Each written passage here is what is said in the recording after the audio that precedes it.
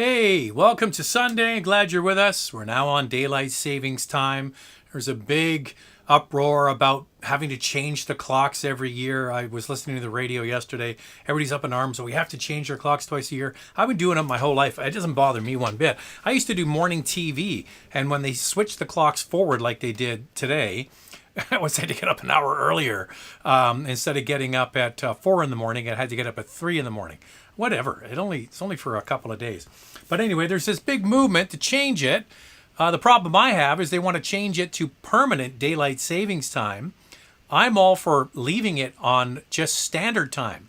Because up here in the north, I live in Canada, in the winter, sometimes the sun doesn't get up till around 9 in the morning or 8 in the morning. That means it would be 9 in the morning. Way too dark for people going to work and kids going to school. All right, a couple of things to go through here. Don't forget, Canada Drives. If you're looking for a used car in Canada, canadadrives.ca is a big inventory of used cars in British Columbia, Alberta, and the GTA of Ontario. We're going to expand across the entire country soon. And you order the car online, you get financed online, and then they deliver it in a truck the same day and often the next day. And then the other service is carcostcanada.com, and that's where you find out what the dealer paid for the car that you're interested in. So canadadrives.ca is for used, carcostcanada.com is for new. You look at the vehicle that you want, you find out what the dealer paid, and let the negotiations begin. All right, a couple of things. We only have one picture to go through in a second because you know why? Because I forgot to give out my email address. So we'll show you the picture in a second. If you want to get a picture in for the live show, it's Zach@motormouth.ca, ZACK@motormouth.ca, or ZA, I can't even say it, or ZACK@motormouth.ca if you're sending it from America. Okay, so here's the latest news in the auto industry. Ford is under the gun again, having to delay 100,000 vehicles. Basically, they say 100,000 units has been lost because of suppliers not being able to meet the demands to produce the vehicles. In fact, they're going to be sending out vehicles unfinished with chips missing for advanced safety features. Hopefully, they're going to be able to retrofit them after the fact. Toyota is cutting again. You might remember in the fall, so it was September, October, November, they really chopped back production. I drove by the Toyota dealer near where I live. They have a few off-brand used cars and nothing new. Toyota's trying to get back to full production, but just this week they announced over the next few months they're going to be cutting North American production for anywhere from 5 to 10% per month. So a lot of the vehicles that are sold in the North American market are not made in Japan. They're made in the North American market. The biggest production facility is actually here in Canada, in Cambridge, Ontario. That's where they make the Toyota RAV4, RAV4 Hybrid. They make the Lexus NX and the NX Hybrid. So those are mainline production volume vehicles, and production's going to be limited. They have Corolla and Camry plants and truck plants all throughout the United States. So that's coming. And then in addition, the Volkswagen group, so not just Volkswagen the brand, but the group that owns Bentley and Skoda and Seat and Volkswagen and Porsche and Audi and so on, had huge profits as they finished out the last year, but they're looking at all kinds of trouble and not able to produce a lot of their cars because of the war in Ukraine. The wiring harness and the loom that they use in many of their vehicles comes from Ukraine. So they're looking all over the world, Mexico, Asia, to try and source new wiring looms for their cars, and then they'll hopefully get the production up and running. All right, as I mentioned, just one car pictured today. It's a good one, though. It's a good one. Getting ready for spring. Here it comes. This is from Matthew with his brand new 2022 Mustang GT. Look at the smile on his face. He's a happy guy. Now, he spec'd this car beautifully. First of all, I love the wheels, because you know me, I don't love black wheels. He's got this is a GT, so he's got the 5-liter engine. He's got the performance pack, so the Magna Ride, and a 6-speed manual transmission. Just look at those kids in the back seat. Are they happy or what? And he said he rolled it out for the picture and then put it back in the garage getting ready for spring. So that is a great toy to look forward to. Once again, Zach at motormouth.ca if you want to get a picture in. Okay, let me just check one thing here. Oh, the other thing is if you just have to get a question in, you can always do a super chat. Helps the channel out a little bit and also make sure that I see it, okay? We have actually one super chat already, but there's no question. It's just from Miss My T-Bird. There you go. Thank you for the super chat. Very nice. Appreciate that. All right, up to the top we go. This is from Victor. Hey, Zach, what are your thoughts on Subaru killing the gas-powered STI? 2022 has been a downer for cars, to be honest. Thanks for all the great content. Yeah, so if you missed that, just before the weekend, they announced that the STI was no longer going to be supported. They're not going to make it. You got to remember one thing. The STI was not a volume car for Subaru. It was a specialty model, which is good news for anybody that's got an STI, because now, especially with the manual transmission STIs, that I think they're all manual, yeah, because they had a manual and automatic WRX, is that these are going to be very collectible cars as the years go along. So they have something up their sleeve. They have some kind of electrification up their sleeve, but nothing's really ever going to replace the sound of that boxer engine, that thrumping sound, the big exhaust, the manual. It's a fun car. I know somebody here, Steve Myrtle, who is an auto journalist, kind of semi-retired now. He's got an old STI. Sinjab, hey Zach, can you make a Acura TLX Type S, BMW M3 Competition, Toyota Corolla Hybrid Premium Packs, and a K5 GT line? Listen, there is a Corolla Hybrid video on the channel. There is a Kia K5 GT line video on the channel. There is not an M3 Competition on the channel, and we're waiting to get our hands on a Type S. But all duly noted. Here's Carter, who had a picture on last week of the GTI and the MX-5 Miata. ID Buzz is finally revealed. What are your initial thoughts? Hoping they will bring the short wheelbase to North America, which pays homage to the original bus. Anything longer may look like a van. Well, it is a van. It is a van. So the ID Buzz is the retro-inspired Volkswagen van. I actually was one of the very few people that got to drive the first Buzz concept that was shown, the prototype that was shown at auto shows, the yellow one that you might remember from auto shows. So we drove it in California. There's actually a video on the channel. It was barely running as a sort of a show car. But yeah, I think it's cool. Listen, the Volkswagen ID Buzz is going to be used by a lot of delivery companies. So yeah, it's got the retro looks, but don't kid yourself. This is going to be a work van for many businesses. They want to have a pure EV doing deliveries. It's going to be good for that. There's going to be lots of other delivery vans as well. So yeah, we're getting the long wheelbase version because everything in North America, as you know, is plus sized. So let's wait until we get a chance to drive it and touch it and feel it, and we'll make our final judgments then.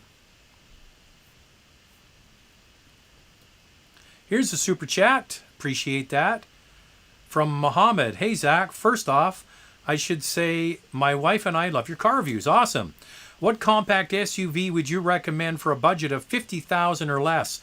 RAV4, German. What I care about is performance and reliability. Well, you can kind of have your cake and eat it too with this, because when you're getting into the German cars, so you're looking at let me just go through this again. You're looking at a compact SUV. So you could get sort of base model versions of vehicles like the X3. So look at the X3. I think it's a fine choice. But you can also then just go and get a Mazda CX-5 and get the turbocharged engine with 250 horsepower. And that's fully loaded before tax is around $42,000. That's a lot of car for the money. Or you could go from that fully loaded Mazda product, or Mazda south of the border, but then stretch into sort of a base model of the BMW X3, which, if performance and handling is your thing, that would be the one I would look at. But hang on just a second, because this week we get a chance to drive the new CX-50, okay? So this is slightly more expensive than the CX-5. It has the same powertrains. It's a little bit bigger than the CX-5 and slightly more off-road capable. And we're getting a chance to drive it this week. Unfortunately, our driving impressions of the vehicle are under embargo for a couple of weeks, so we can't put the video out saying how we like to drive it. So if you're not in a rush, in the meantime, you can go and try the CX-5 Turbo. Great choice. Go and try an X3 base model, or maybe with just a package on it to keep it under that 50 grand. But also wait for that video to drop on the CX-50, which will be coming out in the next couple of weeks. We haven't driven it yet. I've only seen pictures of it, but looking forward to driving that. Here's another super chat. Thank you to Sarah. Do you think the gas prices will stymie interest in full-size SUVs like the Wagoneer, Escalade, and full-size trucks? Thinking what happened around 2008. Well, 2008 was a major recession that went worldwide. The last huge gas spike that we had with very high fuel prices was around, yeah, you're right around then. There were big jumps in fuel, and we saw all kinds of body-on-frame trucks like you're talking about, the Escalade and the Wagoneer, going through auction at a fraction of the cost because of high fuel prices. I don't think it's going to happen the same way this time, and the major reason is there is just no used inventory available. So even though it might not be right for you, or the person says, I don't want this car anymore, this truck anymore, because it's too heavy on fuel, and then they go to sell it, there are so few of these body-on-frame trucks for sale in the used market, people are buying them at escalated prices. See what I did there? Escalade. So you are going to have to deal in the marketplace with supply and demand, and there just is no supply. So I would say yes, there are going to be a certain percentage of people that might walk away from a body-on-frame truck and say, that's not for me. And then you'll have other people say, I'll take your used one, thank you very much, and pay over market for it. So we're already seeing gas prices start to moderate a little bit where I live here. And here's I'll give you a little snapshot if you don't live in the British Columbia area. So in British Columbia, the west coast of Canada, we have the highest gas prices in North America. Okay, so I filled up the other day and it was $2.20 a liter. Okay, so that's about $7.50 a gallon in the United States. $7.50 a gallon. Prices have come down a little bit. There's Saudi has agreed to do more production, to pump more oil, and there will be other areas like Canada and parts of the United States are going to up their capacity to produce more oil, which will help alleviate and offset this a little bit. Just the fact that Saudi said they're going to produce more oil already settled the oil market down a bit. So we've had this big run up in oil prices. I think it's going to settle. It's going to be elevated from what it was, but it's going to settle down a little bit to just, instead of being excruciatingly high prices, just very high. But the whole supply thing is definitely something for the car market to deal with. Another super chat. This one's from our pal Jerome in Quebec. Good to see you. Hello, everyone. Power outage during snowstorm in Quebec today. A snowstorm? It's almost spring. EVs piled up at charging stations. Makes you think before going electric. This is from Jerome, who thought about getting one of those plug-in Jeeps. But yeah, listen, there's going to be arguments made for both electric and gas in all kinds of different situations. You remember, was it the I-95 corridor where they had the big pile-up of not the pile-up, but the big backup of cars for like a day or so a couple of months ago, and there was all these stories came out about, if you had an electric car, you would have been able to stay in your car. But listen, this all goes out the window depending on your state of charge or the amount of fuel you have in your tank. If you're stuck in a major traffic jam on an interstate during a snowstorm, I don't care which car you have, whether it's gas or electric, you want to be in the car that is fully topped up. So a full charge in the battery or with a full tank of gas. these comparisons don't mean anything if your electric car has a quarter of the battery charged or you've got a quarter tank of gas. It just seems silly to me. But everybody was going off on the Facebook about that. Hey, by the way, we have 270 people on board, 53 thumbs up. If you guys could smash the thumbs up, that would be fantastic. And once again, if you have to get a question in, you can do the super chat. Always welcome to do that.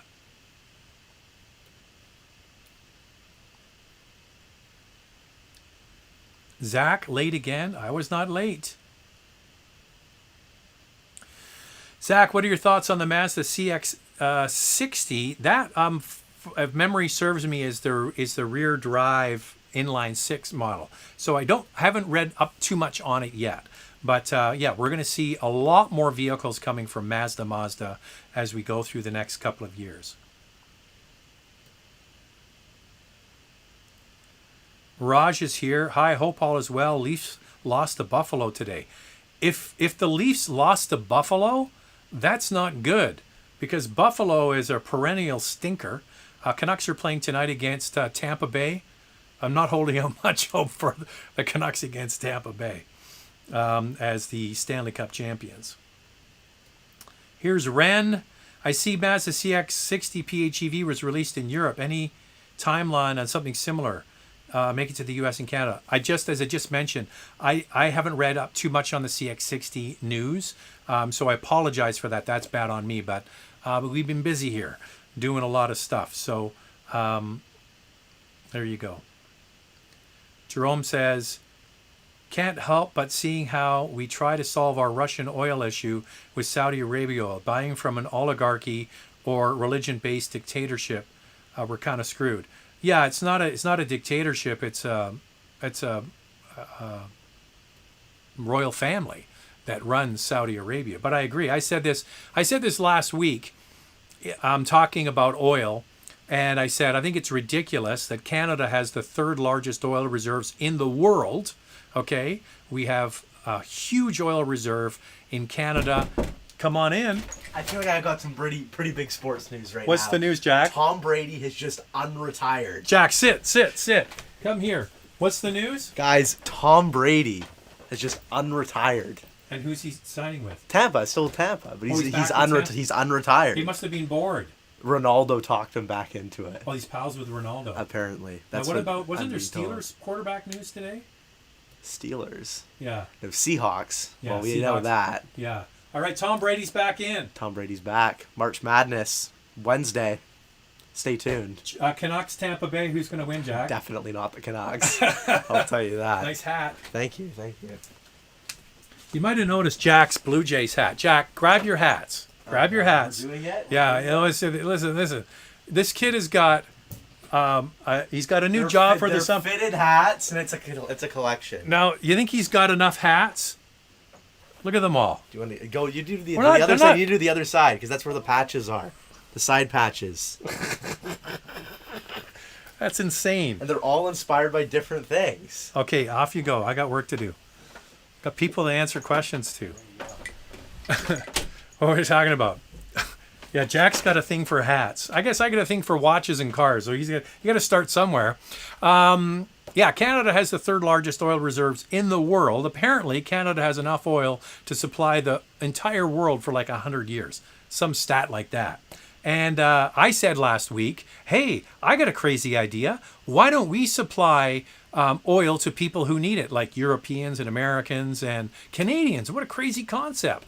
And instead of selling it to thugs like Russia, Venezuela, and Saudi Arabia. And somebody wrote and said, I'm totally, you called them thugs. It's like, if you can't differentiate what I'm getting at, I'm not calling the people of Venezuela thugs, the regime, the attitude, and that's what I was saying. All right. Where was I? I got sidetracked. There's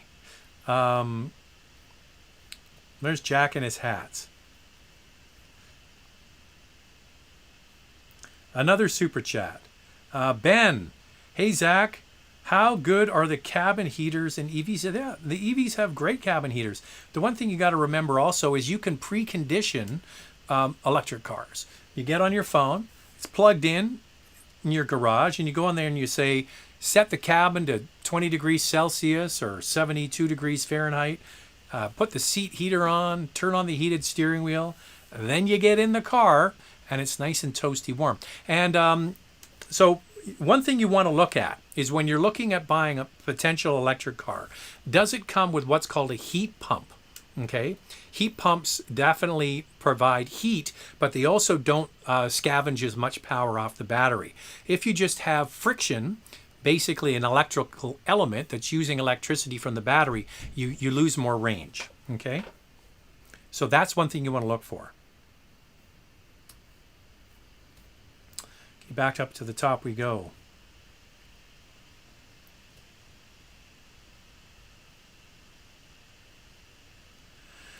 West Coast, hey Zach, I've had so many offers on my 2021 4Runner TRD off-road venture way above what I paid new. Geez, we live in crazy times. Enjoying the show. Is this out of focus? I just want to check this. Just check it to make sure that's in focus. All right. Crazy times is absolutely right. If you have a 4Runner TRD, you can write your ticket. Like you're probably finding people come up to you at the gas station because they love gas and saying, hey man, you want to sell your 4Runner? I got a neighbor down the road here. He's got a 20-plus-year-old 4Runner. He says every single time he's at the gas station, someone wants to buy it off him. So body on, this is the crazy thing. Back to the nice lady, I think it was Sarah, did the chat a moment ago asking about body on frame trucks. They hold their value better than anything else. If you want to buy a vehicle, drive it for years and then go and sell it and get the most money back that you can, buy a body on frame truck, buy a 4Runner, buy a Tahoe, buy anything like that. When they come up used, you got to pay through the nose for them. We have a 2017 Honda Civic that we bought a year and a half ago. Just for laughs, I went on Auto Trader and they're going for, what was it, $7,000 more than I paid. A Civic, $7,000 more than we paid for it. That's crazy. All right. Hey, Zach, do you know anything about the Toyota Corolla? Yeah, I do.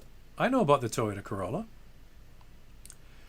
Hey Zach, is VW planning to bring the ID3 to Canada? Also, what are the next electric cars, not SUVs, to come to the market? Thanks. Well, there's a lot of SUVs that are coming to the market. So we are already booked in to test drive the Toyota BZ4X or BZ4X electric SUV from Toyota. There's going to be the Subaru version of that. There's going to be the EV9, which is the full-size Kia 7 or 8 passenger electric vehicle. Hyundai's going to have a version of that. Now back to your initial point about the ID3. I mentioned this last week. My colleague David Booth did an article talking about the adoption of electric cars is so much greater in Europe because they have a lot of less expensive EVs to choose from. So the best sellers in Europe, I think it's the Zoe, also the ID3, which is Golf size, and then the Volkswagen Up, which is 2 sizes smaller than the Golf. So you have Golf, and then smaller is the Polo, if you've ever been to Europe and seen them. Polo's a great little car, and even smaller than Polo is what's called the Volkswagen Up, and they have an electrified version of that, cheap and cheerful. It's selling like crazy. Go figure. Which is, I think there's a great opportunity for an inexpensive little urban runabout that doesn't cost that much, say about the size of a Toyota Prius C, but fully electric. So obviously things in Europe are different, much smaller commutes, tiny roads. You need a little car for parking and all of that kind of stuff. So we are not apparently getting the ID3. Volkswagen Canada is pressuring Germany, say if we had the ID3, they could sell them, and I guarantee that they could, but there's no plans yet for that to come to the market.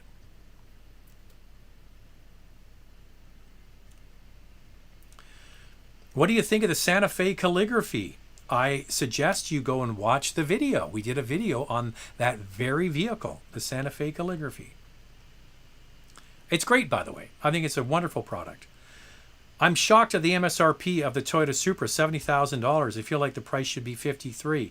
Well, yeah, because at that price, you can just go and buy the BMW and you get a convertible. the Z4 or the Z4. I finally switched from gas to EV power late last year. Loving the Model 3 rear-wheel drive. The build quality isn't the best, but fun to drive. Are you driving the i4 anytime soon? Listen, I email a PR person from BMW Canada all the time, and I said, when are the electric vehicles coming? Do you know what I hear? Crickets. They're coming. They're just not letting me know when. Comparing the price point of the Tucson PHEV after rebates to the upcoming Mazda CX-50, the Tucson Limited provides incredible value. What are some ways Mazda products stand out versus the Tucson? I would say driving and handling is going to be better.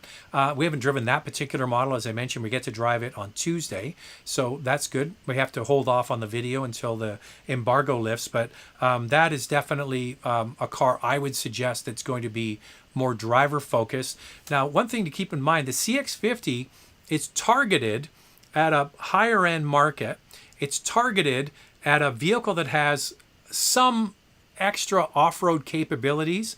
I'm not sure just how much. It's going to be a soft roader for sure, but there you go. There's going to be a little bit more of an ability to do things that the regular CX-5 wouldn't be able to do. So think about Subaru and their outdoor trims, maybe something similar to that.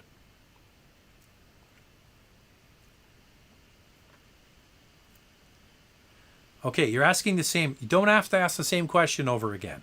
What do you think of the Santa Fe Calligraphy with the 2.5T turbo engine? There's a video on that very car on the channel. Do yourself a favor and watch it, because it's really good. Where do Hyundai vehicles get made? South Korea, right? You are right. Hey, Zach, do you think production of EV vehicles will slow down due to the nickel shortage? And this is a very good question. I predicted this, and I talked about it over the last several weeks and months. Now back to that point we just made about small, inexpensive electric cars available in the European market. So they have smaller cars. So the way they get the price of the EVs down is they bring in little tiny cars. We don't have that. We have bigger cars. We have SUVs. That's what North Americans typically like. And because they're bigger, we pay for that. The batteries are bigger. The cars have more capacity. They can go longer distances, and they have all the toys that we like. But they're not cheap. Okay? What you're going to see, and I said this over the last few weeks and months, if you think that the prices of electric cars are going to drop, everybody says, oh, but Zach, EV prices are going to come down. They just have to get to manufacturing scale. They just have to get to the point where they can produce loads of them and it'll bring the price down. Well, not if the base materials are going way up. So if you've been following the oil story over the last few weeks, because of the war, there's already a story happening about the rare earth materials that is used to make batteries for electric cars. So nickel has shot way up over the last little while, and you're going to see. I was listening to Phil LeBeau. I've met Phil a few times. He's the automotive and transportation expert for CNBC, the business channel. Phil is probably at the top of the heap when it comes to people who are in the know about these things.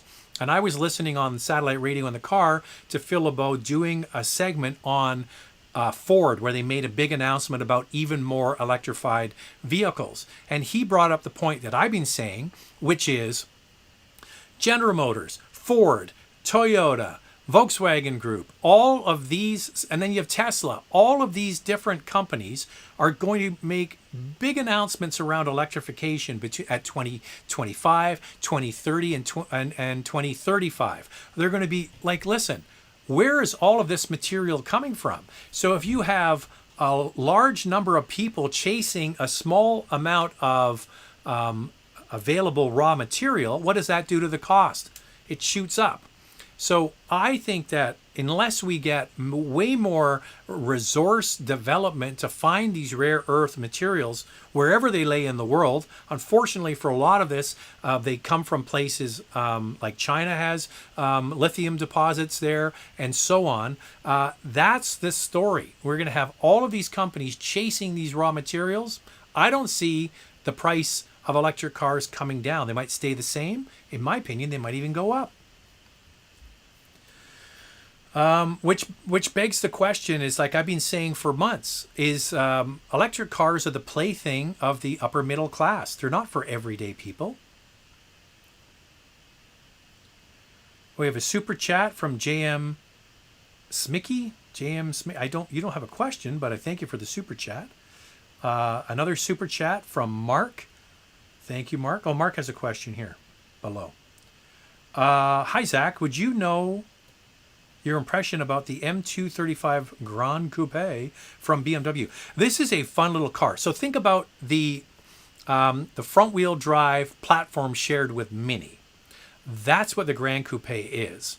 So you look at the Mini Countryman, then you look at the Mini Countryman John Cooper Works. That's the same engine that's in that car. It is a fantastic handling car, and it is a really powerful car. It is not the truest essence of what a BMW is, because it's a shared platform with Mini. But what does Mini put a premium on? Handling, and especially the higher end versions, performance.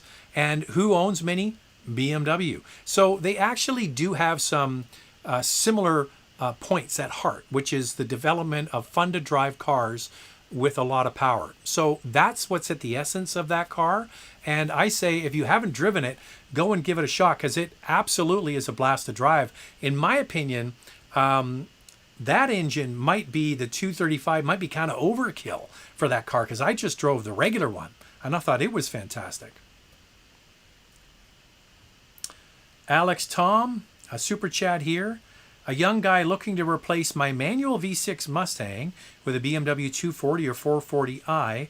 A better replacement. Is the upgrade to the full M worth it for the manual? No, I don't think you need to get the manual. I would say, and obviously you're shopping for used, because now the 2 Series is no longer available with the manual transmission unless you get the M2, okay, which hasn't been released yet. So they're going to have that coming. So I would be shopping at the M235 or the M240. And the good thing is they're out there. Now, I'm not sure how many manuals are out there, but they're out there. And it is a wonderful, wonderful car. Okay, what else would you look at? I would suggest, if you're kind of in that snack bracket, I would look at a Porsche Cayman as well. The last of the 6-cylinder Caymans. Now, I know these things aren't cheap, and they've gone up in price because what did Porsche do? They brought out the Turbo 4s for the Cayman and the Boxster. Now they're replenishing the Boxster and the Cayman with the 4 liters on special trims. But if you could get the last of the flat 6 naturally aspirated Cayman, that's a hell of a car. That's a hell of a car. So that's where I would be shopping. But that 235 and the 240 is fantastic. Another super chat. I'm just swimming in super chats. I love it. So far I've seen 3 well-known YouTube reviewers buy the GT86 for themselves. Is that just because they are great cars, or did the reviewers get a discount or gifted? No, they're not gifted. Car companies don't give away cars. You might get what's called a long-term loan, where they lend you the car for, now some people might get it for 6 months, very rare. You might get it for a month or 2 as a long-term test unit, but really not that long. We were supposed to get that car tomorrow, and we've had to push it back. We're actually going to get it until May, because the weather's going to be better. We had to push it back because we had some conflicts, especially for this Mazda CX-50 event we're going to this week. So now the guy that looks after the Toyota and Lexus cars, he was miling it out and getting it ready for us to drive tomorrow, but unfortunately we're not getting it. And he was raving about the car. So what that car lacked in the past was torque. No bottom end torque. It was a peaky horsepower engine, so all the power was high up in the revs, and it was kind of hard work and a bit noisy to drive. So apparently that's all been fixed. So apparently it's just fantastic. So I would guess that it's showing up as a real value in the manual transmission, lightweight, fun to drive, not too expensive. It ticks a lot of boxes for a lot of people. That's probably why they ordered them. Excuse me.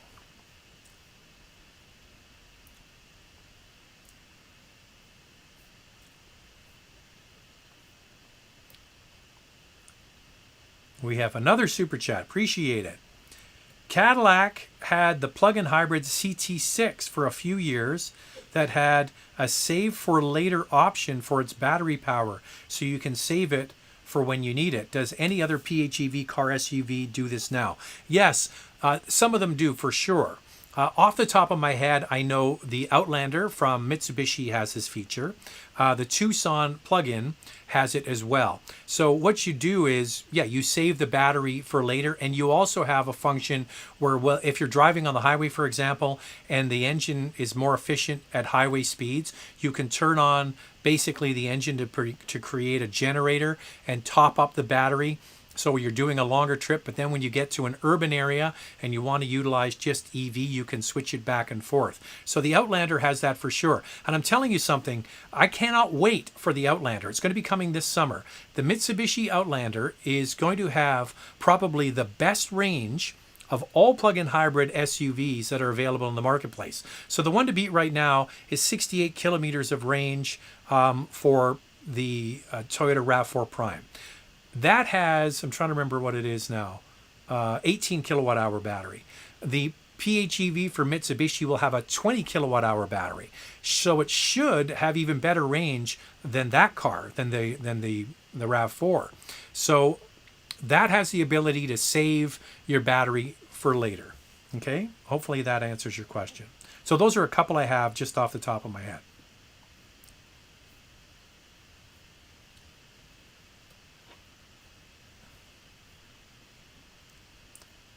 Oh, here's Charlottetown Spud with another super chat.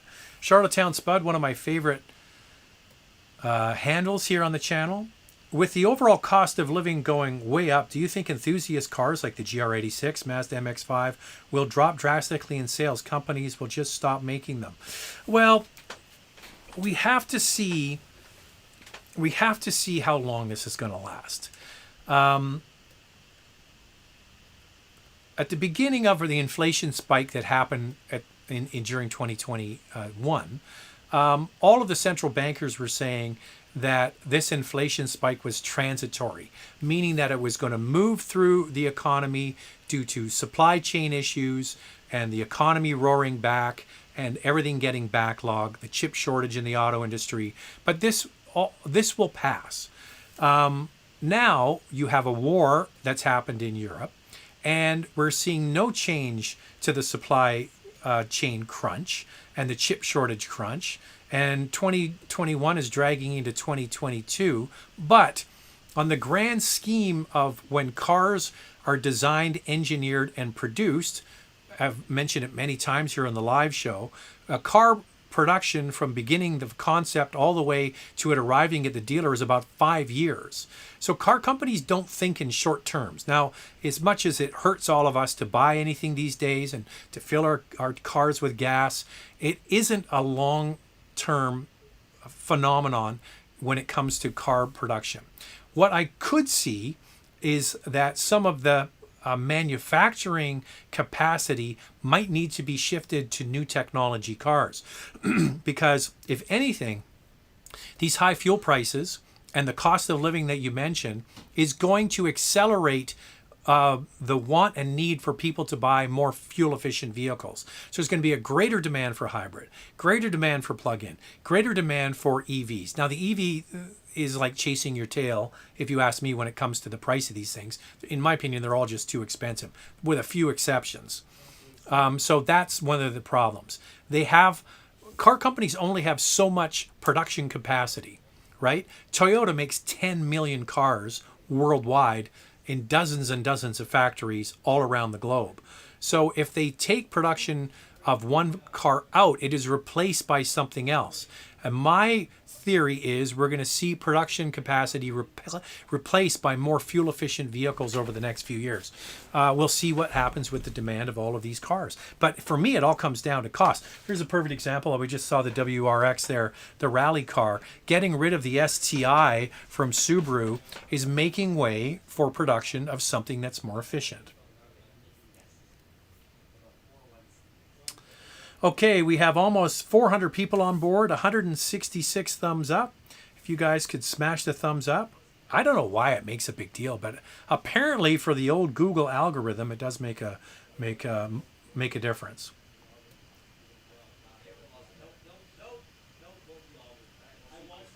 to catch up where I was here.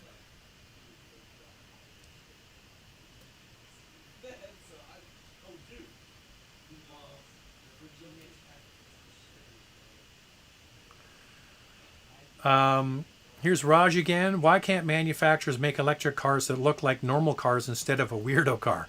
I kind of agree with you. I would love to see, you know, just an electric version of something that's already existing. I find that Audi does this the best. Like that Audi e-tron is a nice looking SUV.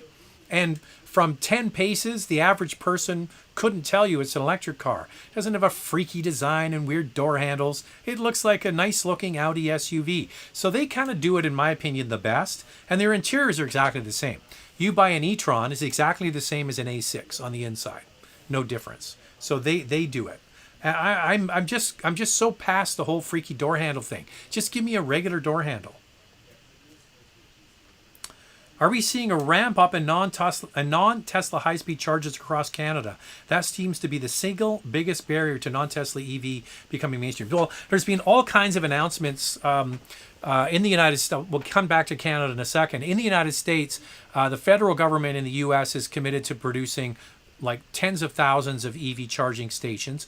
General Motors on its own is going to have tens of thousands of EV charging stations, high speed DC fast chargers built in the U.S. and moving that to Canada. They've committed to doing the same percentage as a population in Canada. So GM is going to, like they learned from Tesla, if you build it, they will come. If you build a good charging network that people can rely on, that's not too far away, people will use it. So GM is pushing forward with that, and we need the expansion of EV charging stations.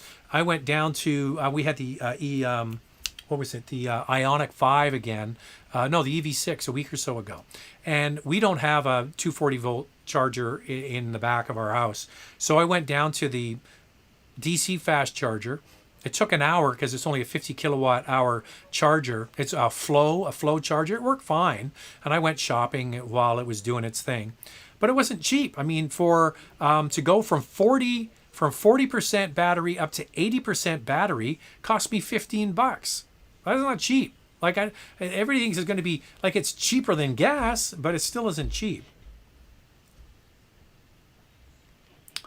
Hugo, I heard a lot of complaints about the Telluride unable to blow warm air during heavy winter at low speed. Dealers say there's no solution. I have not heard of this. This is good information. I haven't heard about that. That's where you need to get on a forum for people who are already in the know with these cars. There's also, so it used to be web forums. Now it's Facebook groups. So I'm sure if you go into Facebook and you write Telluride in there, up will pop a Telluride Facebook group. I'm a member of quite a few different Facebook groups for Porsche Cayennes, Porsche Diesels, and so on. And the people that are on there are very, very good. I haven't heard that one yet. Hi, Zach. I sold my Tesla Model X because of interior quality issues, so I bought a Porsche Cayenne, and also has rattling noise on panel roof. Also annoying rattle on the panoramic roof. We have a panel roof on ours, and it doesn't rattle. Take it to the dealer. So yeah, it looks like you have a 2020. Take it to the dealer. It might just need to be adjusted. So that shouldn't, ours, no rattles at all. So that's odd. But it's interesting. So you had a Tesla Model X and the fit and finish on the inside. That's two people now who have made comments about Tesla interiors. Tesla is the leader when it comes to EVs, but they do have some weaknesses that other brands could exploit. And I think like driving the EV6 and the Ioniq 5, the interiors of those are spectacular. Really well put together. They have their own quirks, things I don't exactly like about them, but they're well done and not cheap on the inside.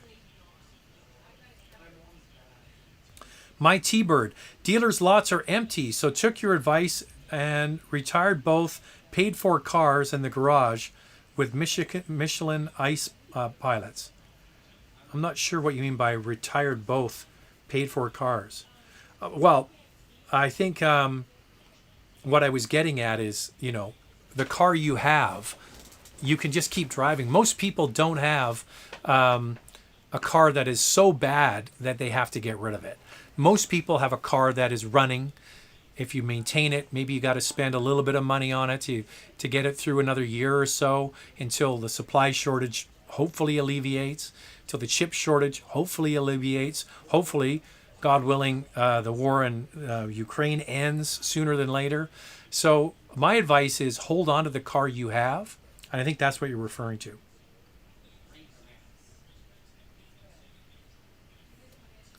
Harpreet, how's your day going, Zach? It's going great. Tracer Bullet.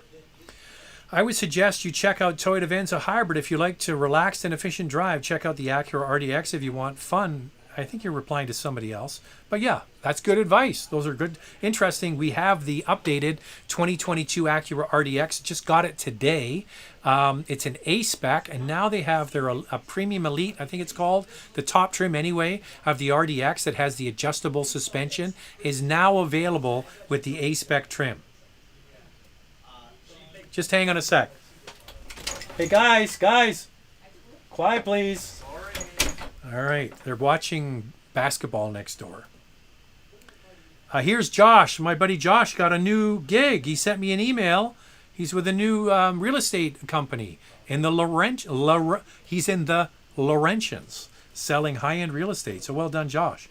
If you're looking for somebody in the Laurentians or Montreal for high-end real estate, Josh is your guy. Do you think because of the price of gas, all electric vehicle sales will increase, even the ones nobody's buying, the Leaf Soul EV? I couldn't be happier now. He's got the Model X. I would say that anything with a plug on it right now is going to be sold. Just the way it is. People are going to rush out and buy something with a plug on it because they don't want to pay the high prices. Now, I've talked about this over and over and over. The cheapest thing about owning a car is the gas. So one thing you got to remember is that you're going out in a competitive marketplace to buy a car. Now, the good news is your used car is worth more. I referenced the Honda Civic that we have. So we have a 2017 Honda Civic. It's worth $7,000 more than we paid for it. That's crazy. You can buy a lot of gas for $7,000, but you have to realize the profit at some point. You got to sell high. You got to sell that fancy house at a top price to get the money out of the market. But you now are into a brand new car that is depreciating in value. So I always say, buying a new car is an expensive way to save money on gas. If your car is worn out, if it's really time to get a new one, but I don't think anything that's got a plug is going to be available. They're all going to be sold out. Hey, Zach, what are your thoughts on the new Sportage? Like the design, technology, and pricing? Well, Jamal, good news. We just got invited to drive the new Sportage, or Sportage as it's called in the U.S., next month. And we will be driving, 1 week we're driving the Toyota BZ4X or the BZ4X. And then 2 weeks later, we're driving the Sportage. You know what's crazy? Canadians live right next door to the United States. Like they're there, we're here, they're there, and we can't get together on the names of things. We say Z, they say Z. We say Sportage, they say Sportage, we say Sportage. Go figure. So yes, so just hang on. That's going to be about 5 weeks from now. We get our hands on it and we'll drive it. So can't wait. I've seen pictures of it. I agree with you. I think it looks pretty cool, but we can't wait to get our hands on it.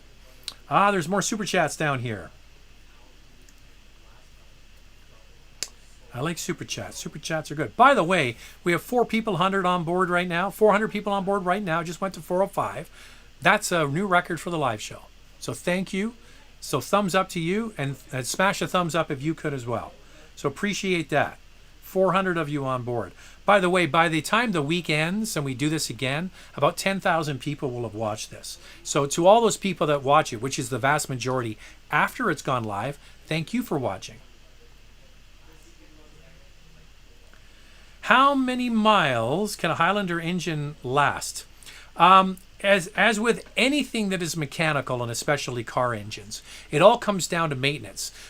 A modern car, like a 3.5 liter V6 Highlander engine, if that's the engine you're referring to, because the base engine is 3.5 liter.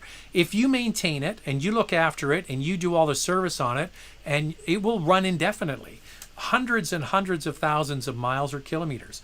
So if you're looking at a used one and you're wondering because it's got higher mileage on it if it's still good, please do your research and find out if it was maintained. So when you're buying a used car, you're paying for the previous owner's dedication to maintenance. So you're not buying the car, you're buying the previous owner and what they did with the car. So it's always better to find a car that has full service history and a full documented history of all the service that was done on the car. If the car has high mileage and there's no service history, I would look somewhere else. So look for, if you're into a high mileage car, there's no problem with that, just so long as all the work was done. And the most important thing you have to do after you've done all that is get it inspected by someone that knows the car, a Toyota mechanic, somebody that knows Toyotas. And if they say it's a go, then it's a go. Another super chat from Will Overkill. That's another catchy one. That's a catchy one, Will Overkill. Hi, Zach. Skipping EV going hybrid. I'm with you on that one. The base Camry hybrid is rated notably better miles per gallon than the 3 upgraded trims. Any insight why? Can it be tires only? No, it's weight. It would be the extra equipment adds weight. That's my guess. Tires maybe, yeah, tires would make a difference, but it would be tires and weight. And you're smart. And you know why you're smart? Because you're looking where nobody's shopping. Everybody's out there chasing a RAV4 hybrid. Because I got to have an SUV. Everybody's got an SUV. I got an SUV. I want an EV. I want a plug-in. I want a hybrid. I want a RAV4 hybrid. You can't buy one. 6 months wait to get one. What are people not shopping for? They're not shopping for the good old family sedan. And you, my friend, are smart. You're going, well, Toyota also makes another hybrid. It's not a RAV4. It's a Camry. And it's a very good car. Another one that people aren't thinking about, the Corolla hybrid. It's the best Corolla they sell is the hybrid. So, well done. That's my guess on why it's weight. More features you put in a car, the heavier the car, and the tires would definitely be something as well. F22 Raptor. Hi, Zach. How many miles Highlander engine can last? I'm thinking of buying a used one. I think I just answered that, but thank you for the super chat. Appreciate that. Here's Jakey with another super chat. Thoughts on MDX A-Spec versus Type S, worth the upgrade? Well, Jake, we just booked the Type S in. It's coming next month, or this month. Yeah, the end of this month, the week of the 21st. So in a few weeks, we will get the MDX Type S, and then we will be able to tell you whether it's the A-Spec, regular 3.5 liter, or the Type S with the turbocharged engine. So if you're not in a rush, we do get our hands on it in a couple of weeks, and we can't wait for that, okay?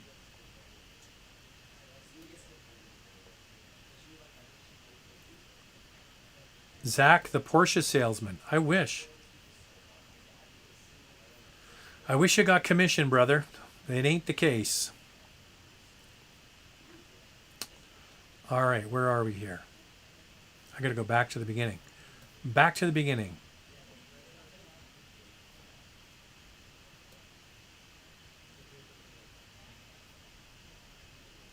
Sorry, guys. When I do a super chat, I got to go to the bottom. And then when I do a regular chat, I got to go to the top.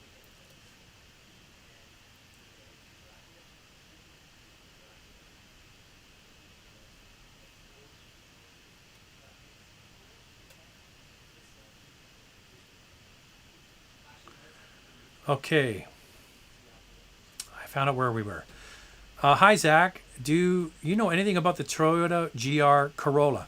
So the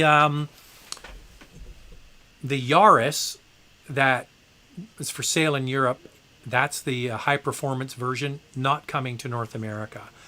There's strong indications that they are going to go ahead with the Corolla.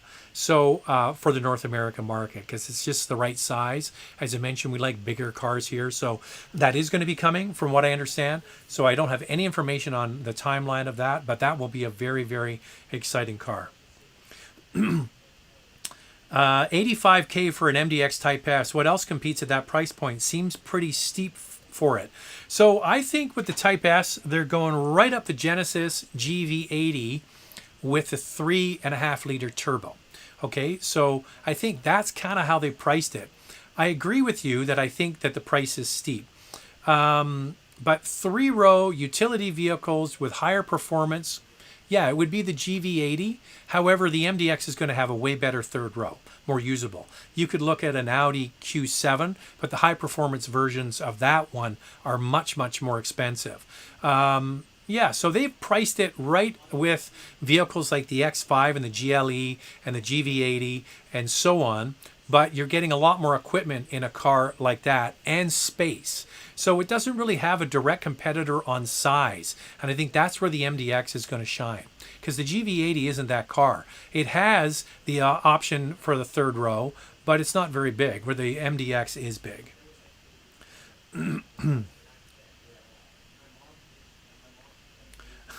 Here's Derek saying, vehicle carrier from Japan has arrived in the Vancouver port. I hope there's a Subaru. My Subaru is on that carrier.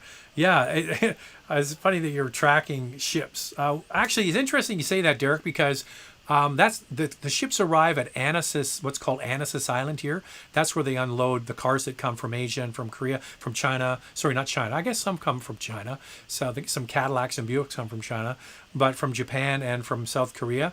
And speaking of Subaru, we actually got to go and drive the latest version of the Crosstrek, the very first Crosstreks that were delivered to Canada from Subaru. We got to drive them off the ship. So there is a video on the channel if you go and check that out. We actually did that. Hugo, hi Zach. Do you think a RAV4 is worth for mixed city highway drive outside Vancouver area? I have said this over and over again. Now, I just mentioned the Camry.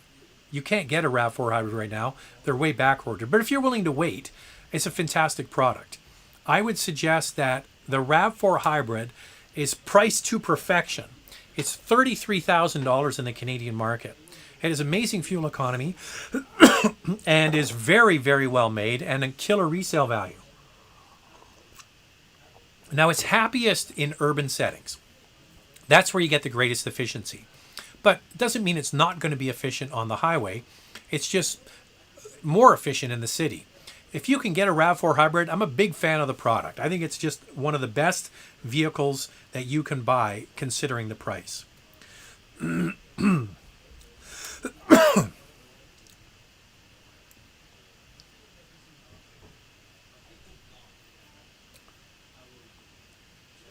Couple of more super chats here. Jerome is back.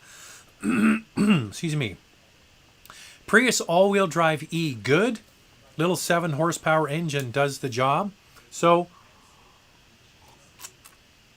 the Prius, a few years ago, I guess 4 years ago now, they added an all-wheel drive. So what they did was, they don't have a mechanical link between the front drivetrain and the rear wheels. They put a small electric motor at the back. So they don't call it really all-wheel drive. They call it all-wheel drive E.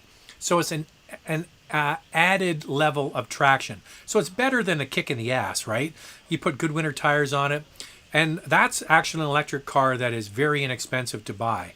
The Toyota Prius Prime doesn't get huge range, but if you're driving it in urban settings, just smaller, shorter commutes, that car has really good efficiency even when it's off the electric range.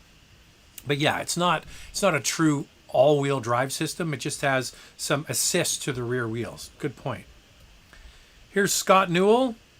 He says, hi, Zach. There's a new Harry's Garage video out today where he compares 3 cars. Gas versus hybrid versus EV. Check that out. Love that guy. So he's the English guy who does a YouTube channel in the UK. I haven't seen that one, Scott. Scott, by the way, we showed the picture earlier. I'll show you the picture again. Scott, if you missed it, if you're just joining us, I have to go back. Where would it be now? Oh, I missed it. Sorry. He's got a Mustang GT. And our only picture today was from Matthew, who had a Mustang GT convertible. F-22 Raptor again. Hi, Zach. What do you think about the new Toyota full electric, which will be in the market in a year with solid-state battery? Well, we don't know the details about Toyota's electrification strategy.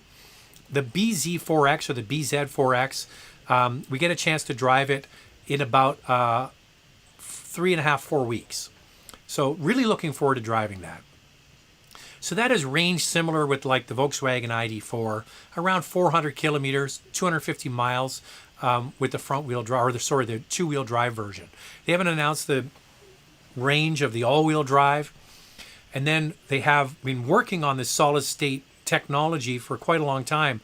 But Toyota they're masters at keeping everything under wraps. They don't let anything out until they're ready to let it out.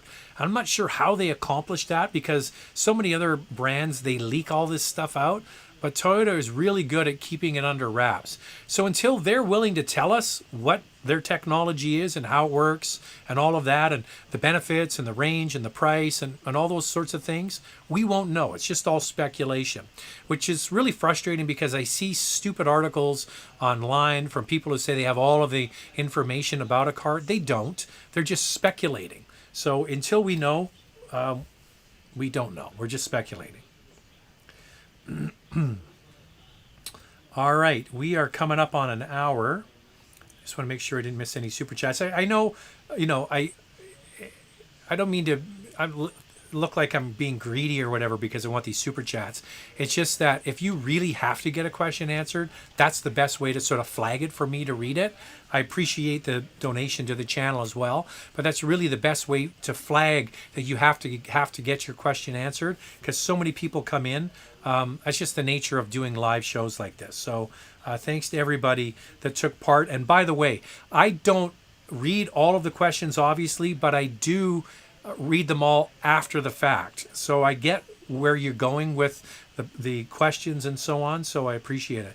So what's coming up this week? Oh, tomorrow we're putting out a bonus video. We're putting out a Honda Odyssey video. Midweek, there's going to be a special surprise video. On Saturday, what's the car? They're putting the RDX out. We're going to turn the RDX video around and put the 2022 RDX video out with a facelift and other changes, and drove it a little bit today, and I like it. I like the RDX a lot. I think it offers a lot of value.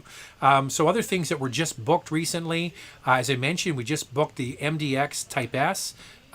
Later in this month, we'll be getting that one. We also are going on the BZ4X or BZ4X ride and drive at the beginning of April. The middle of April, we're going to be driving the Sportage or the Sportage from Kia. So a bunch of really good stuff is coming up. And then that CX-50 video will be coming out as well. So make sure you stay tuned to the channel. Thanks to everybody that tuned in. We'll be back next Sunday. Enjoy the rest of your weekend and take it easy. Bye now.